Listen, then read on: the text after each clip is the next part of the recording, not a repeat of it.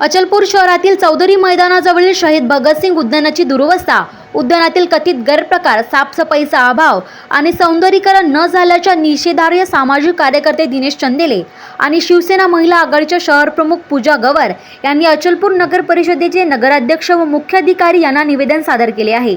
निवेदनानुसार उद्यानात कथित अवैध प्रकार सुरू असून मोठ्या प्रमाणात कचरा साचत आहे।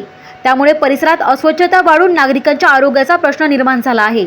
तसेच उद्यानातील शहीद भगतसिंग या नावाचा फलक हटवण्यात आला असून हा शहीदांच्या स्मृतीचा अपमान असल्याचे निवेदनात नमूद करण्यात आले आहे। दिनेश चंदेले यांनी यापूर्वी याच विषयावर अनेक वेळा निवेदने दिली होती, मात्र ती निवेदने नगराध्यक्ष व मुख्य कार्यकारी अधिकारी CEO यांना प्राप्त झाली नसल्याचे सांगण्यात आले।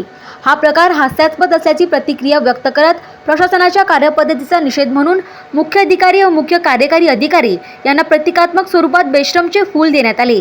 निवेदनात उद्यानाची तातडीने साफसफाई, सौंदर्यीकरण, सुरक्षा व्यवस्था आणि कथित गैरप्रकारांवर कठोरात कठोर कारवाई करण्याची मागणी करण्यात आली आहे। तसेच यापूर्वी दिलेल्या निवेदनांवर कोणतीही ठोस कार्यवाही न झाल्याची खंतही व्यक्त करण्यात आली आहे। प्रशासनाने नियमानुसार तातडीने कार्यवाही न केल्यास 10 जुलै 2026 पासून नगर परिषद कार्यालयासमोर उपोषण करण्यात येईल।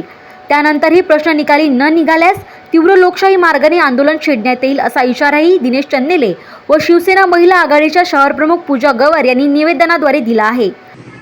भारत माता की जय, जय हिंद, जय महाराष्ट्र। आज अचलपुर के अंदर से शहीदों का नाम मिटाया जा रहा है। ये जो पार्क है 1988 में इसका निर्माण हुआ था, शायद लगभग, मैं तो बहुत छोटा था, पर ये शहीद भगत सिंह उद्यान था। आज शहीदों का नाम यहाँ से मिटा दिया गया। प्रतिनिधि विजय काकडे, RCN न्यूज, परतवाड़ा।